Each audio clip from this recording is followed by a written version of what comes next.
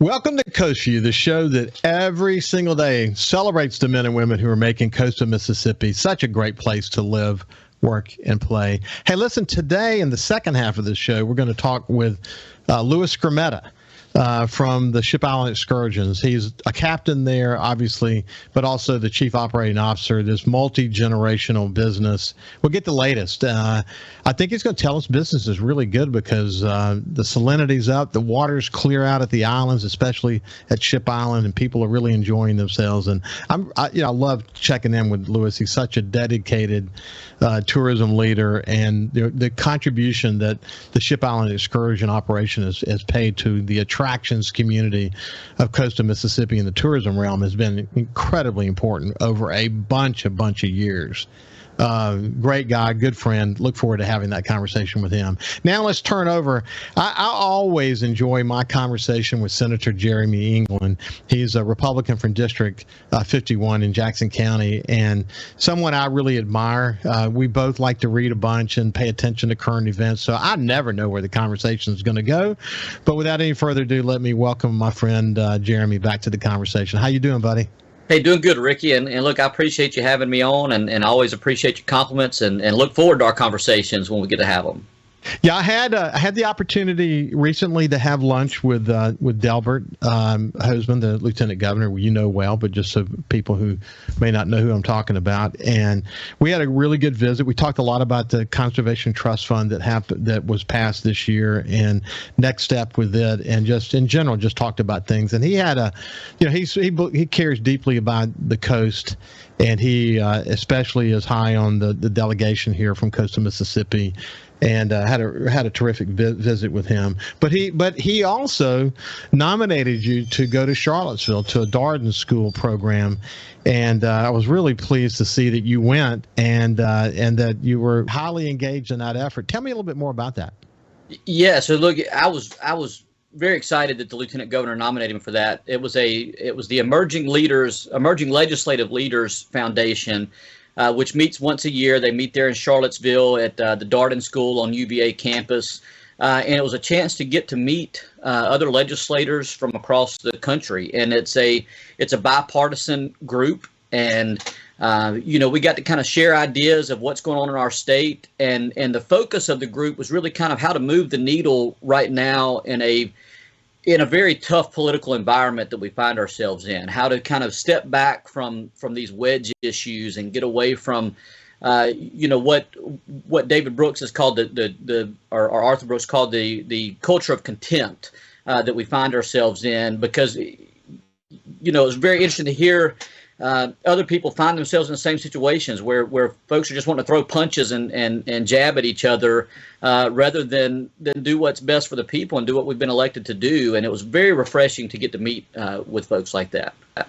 Hey, we'll come back to that's a really interesting conversation, and the role that social media has played, and as you and I have discussed before, the role that artificial intelligence plays in that. Tech companies sit back and watch people get engaged in a very negative way, and they continue to make money. But there's a lot of unintended consequences that come from that, and we'll chat about that here in just a second.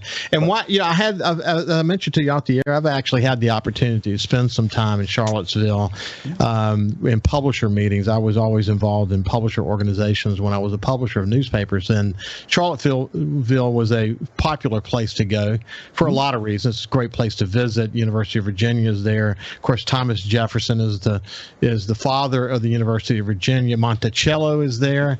We always gravitated toward Monticello, and as you know, I'm a big Thomas Jefferson fan. I think he's one of America's greatest Renaissance men. And did you have an opportunity to go to Monticello? I did. Yeah, we got to go to Monticello, and you're right. I mean, just the architecture of that area, and look, the entire surrounding. I think they said Monticello is old Italian for little mountain or something along those lines. But from the front porch essentially of Monticello, Jefferson could look out over the countryside, and it was just great to be on that porch and think of the Jefferson was there when he came up with some of his greatest ideas and in helping found this country. And he wrote our Declaration of Independence. He's a great writer. Wasn't always the best of speakers, but he was known for his writing and what he could do. So I see where journalists would do good to go by and see and learn from that area. Monticello does mean little mountain in Italian, and people say of the design of Monticello that it is an autobiography to his architectural skills. And what's amazing about him, of course, as you know, self-taught, he's self-taught architect. He was, his gardens there, and this guy, everything he chose to do, he mastered it in such significant ways.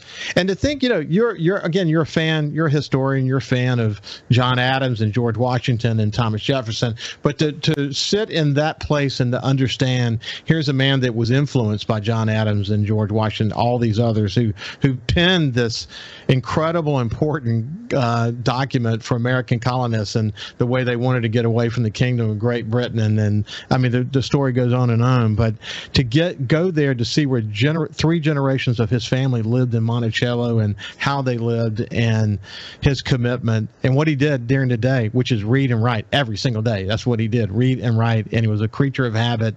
And the longer he lived, the more of an impact he had on creating democracy. It's an amazing story, isn't it?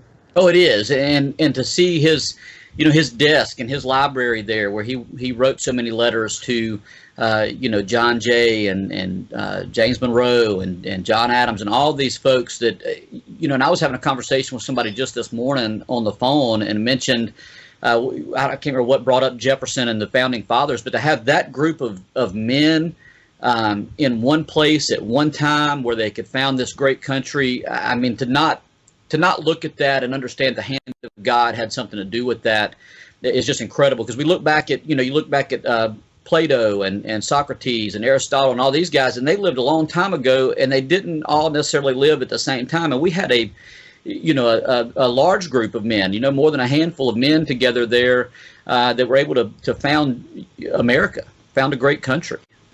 Unbelievable. And it's been interesting in my adult life, in my later adult life, to go back and study who in the room was present, just to remind myself who in the room was present, what role did they play, what relationship did they have back with Great Britain, and how did that play out? And good Lord, buddy, we're talking about, when we talk about our founding fathers, we mean it. This was a rare moment. I don't think we'll ever see anything like it again. Yeah, I don't think so. And one thing I found interesting, that one of our speakers mentions James Monroe, and he talked about how, Aristotle thought that when you were going to build a consensus with the group, it was easier to have a small group that you were dealing with at the time. But Monroe took that 180 degrees the other way and said, no, you want to get as many groups as you can. You want to get as many ideas in the room. And even though it's going to take longer and it's going to take a lot more effort to build consensus, if you have the more ideas, you're going to come out better. And so I thought that was very, very interesting, especially where we find ourselves today. I think, I can give you arguments for both ways, but the second part is more what democracy is all about. And, because I came from journalism, the whole notion of informing people with facts, opinions forever opinions were on the opinion pages, and newspapers worked really hard. It went through layers of editors to make sure that the stories are corroborated, that you understand who your sources are, that you're not biased, that you're trying to tell the story factually, because at the end of the day, democracy depends. What keeps the democracy viable actually is the information that newspapers did and still do provide, and that way the electorate can make their decision. They can decide, and the more people who are engaged, the better, because you end up getting a better result, because democracy, which is all about the voice of the people, gets to prevail. And it's good. I know you're one of the rare people who probably go to a meeting like that, having continued to read and absorb yourself and this whole notion of what makes a great democracy and who are the men behind it. But to go there and hear it again, to hear it just in a smart perspective, has to be a good refresher.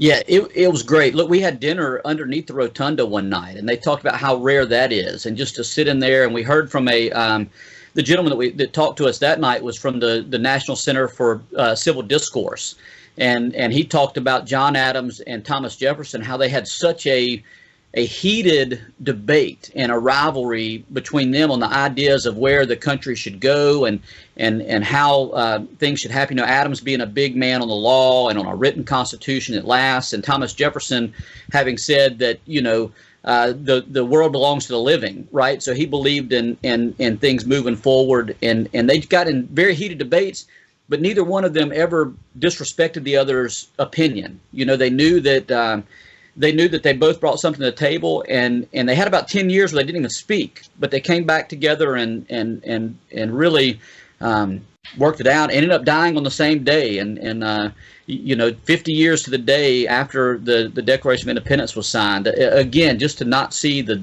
divine hand in where we have ended up is kind of crazy. It's pretty amazing. Hey, when we come back, I want to get into what he learned at the State Legislative Leaders Foundation training for new legislators or up-and-coming legislators about public discourse and how to best manage it. When we come back, we'll continue the conversation with Senator Jeremy England. Welcome back to Coast Vue. You can see from the first half why I enjoy my visits with Senator Jeremy England, the District 51 over in Jackson County, who's been a terrific leader in the legislature. I don't always agree with him, but what I like about him is he does his homework. And, you know, I would say if I describe my politics, I don't call myself a Democrat or Republican. I'm center right. That's where I am. I'm just center right. And especially when it comes to business issues, I'm very conservative. And when it comes to social issues, I think there's a role for government, but not too much of it. And that's kind of where I am. But what I like about Senator England is that when a tough issue happens, he doesn't necessarily toe the party line. He's going to do his homework. And if it means that he's got to make a tough decision and sort of go against the grain, he's willing to do that. And I really respect him for being willing to do that, and which means you're doing your homework. And you can tell from the first segment that he's well read. He likes history. You learn a lot from studying, especially you learn a lot from studying former presidents and our founding fathers. And he's a lawyer, so it makes a big difference. Hey, let's come back to your training in Charlottesville. The world is so divided. My goodness. I mean, I don't think we've ever been more divided than we are today.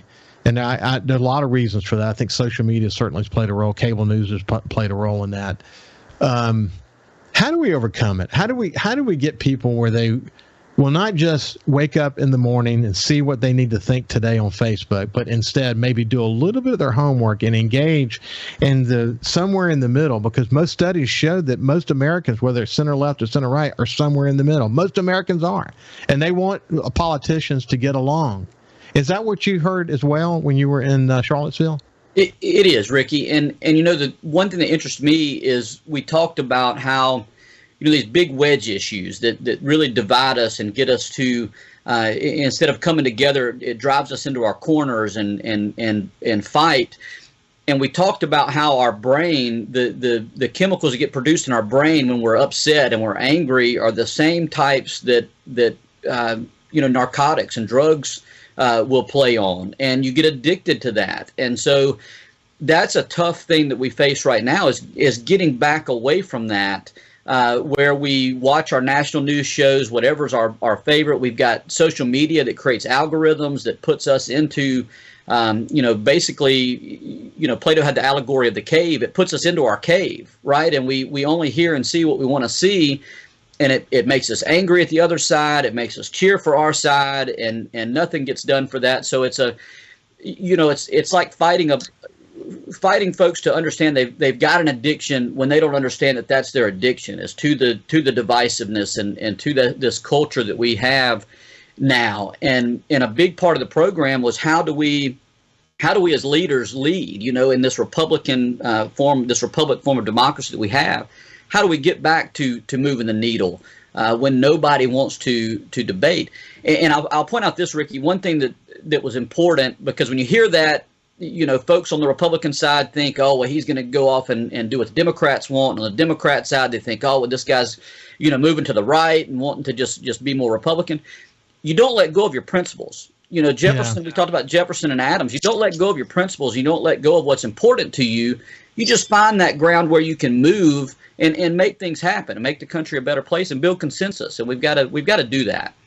Well, what's coming back? There's a lot that we can talk about related to that, but you hit me hard when you mentioned this notion of there becomes an expectation that you can't reach across the aisle. That's happened in Mississippi. I mean, people have called Delbert a rhino because he's willing to listen to the other sides and seek compromise. I think that's a travesty that anyone would call him a rhino for wanting to find middle ground and find substantive solutions to Mississippi's problems. I have, and I'm not going to mention names because I don't want to give them any name recognition, but I know I follow the legislative activities very closely. I know that element inside the Senate that pushes this point of view that you can't talk to Democrats. If you even talk to Democrats, you are bending knee to them. This is kind of the thought that is prevailing. The good news is I am so confident that most legislative members don't subscribe to that point of view. Now, they do get sucked into the polarized, worlds that you and I are just talking about, but they are interested in solving problems. If we had everyone subscribing to that point of view, we wouldn't get a darn thing accomplished in this state, would we? No, absolutely not. And look, that's important as well, because it comes from both sides, but you get these folks that, if you listen to them long enough, you realize they're making the same speech over and over again. They're changing their words. They're going to their favorite, national news network that gets these, these programs, these talking heads on it. They find out what is the big issue of the day, what's making people the most angry, and then they drive that home. And they do so using the same speech. But, and I hate to keep coming back to them. It helps me to come back to Jefferson and Adams. Both of them disagreed, but they both agreed that if we get too partisan in this country, it's dangerous for our republic. And they didn't mean Republicans or Democrats. They didn't mean political parties like we know. They meant just one side versus the other, because they kind of saw that if you get to that point, the people that believe in one side want a strong leader to rise up and just demolish the other side, sort of a call for a dictator to come in and just, lead on that way, just demolish the other party, and that's not healthy for a republic. You don't build consensus, and you don't look. These people that get the angriest would agree with me that competition is good in everything, and if you don't deal with your competitors and listen to them and learn from them, you're not doing anybody a favor. Yeah, I pay a lot of attention to survey information. I have friends that are in the national survey business, and we talk a lot about what's happening in America. And, whether it's Trump or Biden or the machines behind them, what we've seen in America, though, is that Americans, the middle America has come back to the center. And, and we're seeing a lot of independent thought starting to happen on the Republican side, which I'm thrilled to see. Right. You're not just joining just to join. You're beginning to see a little competition around ideas, and I hope that continues to ramp up severely, to be honest with you. And over the next couple of years, what that creates for us is a choice on the Republican side. Certainly that's going to be happening on the Democratic side. But, I covet the days when we can have a leader that brings us together and not divides us again. And, your point about what the networks do. I don't care if you're a liberal or Republican, what the networks have done to divide us, and especially your point about what social media has done. Let me just state it one more time, because I understand the mechanism and how it works. But what happened is social media found, as Facebook in particular, found that they could use all this data they're collecting on us, lots and lots and lots of data, and they could do what is really very sophisticated ad targeting. Well, some 20-something-year-old had a great idea to say, or at least at the time they thought it was a great idea to use that ad targeting tool as a way of determining what our news feeds are going to be. So just to come back to your point about the cave, essentially what happens is that you get engaged around a particular topic. What's going to happen is Facebook, through the algorithm, is going to give you more of that. They want to stoke you. They want you commenting. They want you arguing. That is what is called engagement. They make more money when there's engagement. So the unintended consequence of adding this ad delivery mechanism as the tool to determine what your news feed is going to be, the unintended consequence, it makes it appear that everyone in your news feeds agrees with you. And that is not good for democracy, period. It's just not. And, it's up to leaders like you to continue to point that out and hope that people will appreciate you for having independent thought. Yeah, and I appreciate that. And you always mention, that I do my homework. And I want to point out that, doing homework is not just about going out and finding confirmation bias and figuring out, well, this is what I think is correct, so let me go find everything to bolster my argument. I want to go find out the opposite side of my argument and bring all of that together. And we can't do that if we don't have the competition and ideas that we need. And I have found that the folks in District 51, at least, when they come up to me, even when they disagree, like you mentioned, you and I have disagreed on some things, but I'll tell you why I took the position. I'll tell you my thought process. And usually when you get that, folks say, well, okay, that I disagree with you, but that makes sense. And that's the point we've got to get back to, having folks that will do that. And I challenge, look, I consider myself to be pretty far right on a very fiscally conservative, social conservative guy.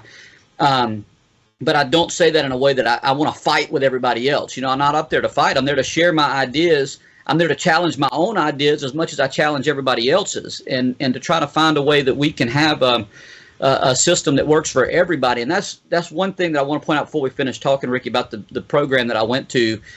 We talked about our why versus our how, and I've had conversations with Democrats and folks in other parties, and we all tend to have the same goal. We want our communities to be the best they can be for our kids, for our leaders, for our businesses, for everybody. We just disagree on how to get there. And if we're talking, we can figure out the best way to get there and to accomplish these goals, because it's the goal that's important. Yeah, I'm convinced of it, and I just wish more legislators would burn the midnight oil. The more we learn, the more we better learn how much we don't know. And if you're really open to ideas, it will shape your thinking. You'll learn new perspectives, and democracy will be much more healthy. Oh, gosh, would it be more healthy? Anyway, Hey, listen, Senator Jeremy England from District 51 here in Jackson County on the coast. It's been a pleasure to catch up with you, my friend. Yeah, Ricky, good talking with you. Thanks so much for having me. You bet. Hey, when we come back, we'll have Louis Scrimetta from Ship Island, the Ship Island Ferry Group. We'll see you after this.